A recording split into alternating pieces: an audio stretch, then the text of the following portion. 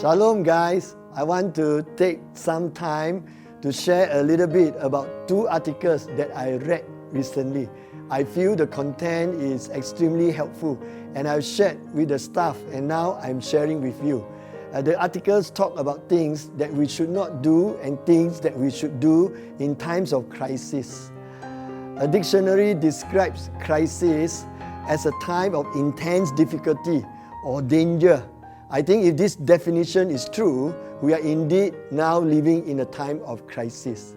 So what should be our response in times of crisis? Well, for a start, the article says there are 5 things that we should not do in times of crisis. Number 1 is don't panic. The word panic means a sudden overwhelming fear with or without cause that produces hysterical or irrational behavior.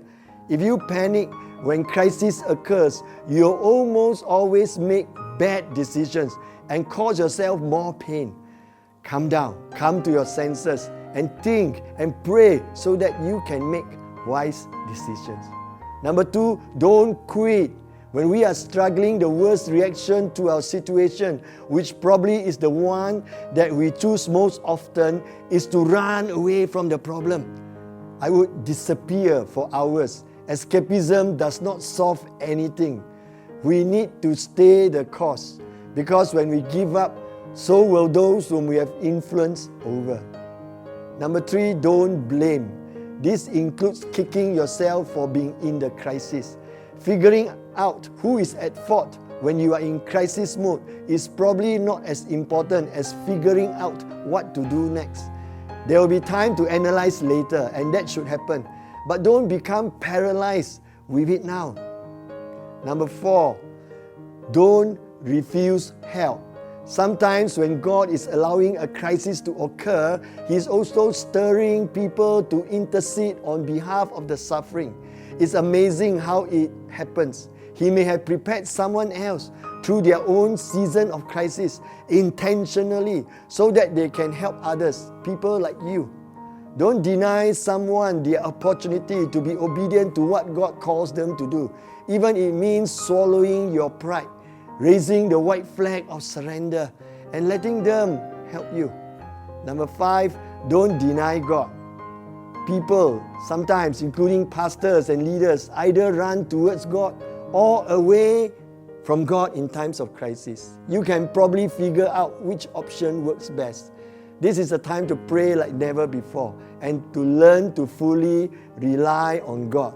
He's never taken off guard or by surprise. He always has a plan and is always good. Lean unto Him. Next, there are 5 things to do in times of crisis. Number 1 is to stay. In Seth Godin's book, The Deed, he explained how important it is to know when to quit and that time may come. At the beginning of the crisis is not that time.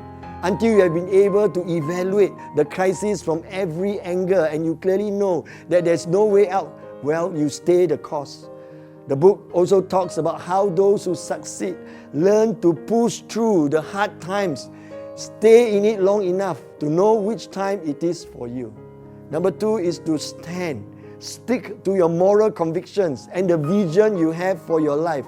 Don't allow the crisis to keep you from doing the right things, even if those choices seem to be the quickest solutions. Stand with the moral and personal convictions you had before the crisis began, and you will be glad you did when the crisis is no longer a crisis. Third is to glean.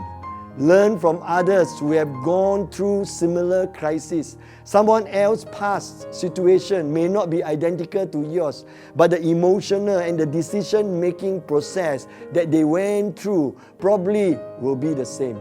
Most people after a crisis can tell you things that they wish they had done differently. And most people have either endured through a crisis or even if they failed miserably, they have learned valuable lessons that they would do for the next crisis. Number 4 is to examine. In crisis situations, we tend to quickly want to blame someone, mostly ourselves, and it is never a helpful process initially. But at some points, you need to ascertain how you got in the crisis in the first place. If it was a matter of bad decisions, how can you keep from making those same mistakes again? And if you keep finding yourself in the same crisis, shouldn't that tell you something? Sometimes the answer will simply be because we live in a messed up world or things were out of our control, just like this pandemic. Don't be afraid of that answer, but don't default to it either. We all make mistakes and we have to own them. Number 5, learn. Allow every crisis to teach you something about God, about yourself, and about others. If you have this ambition and mindset, you'll be surprised how different your approach to suffering through it and dealing with it emotionally will be.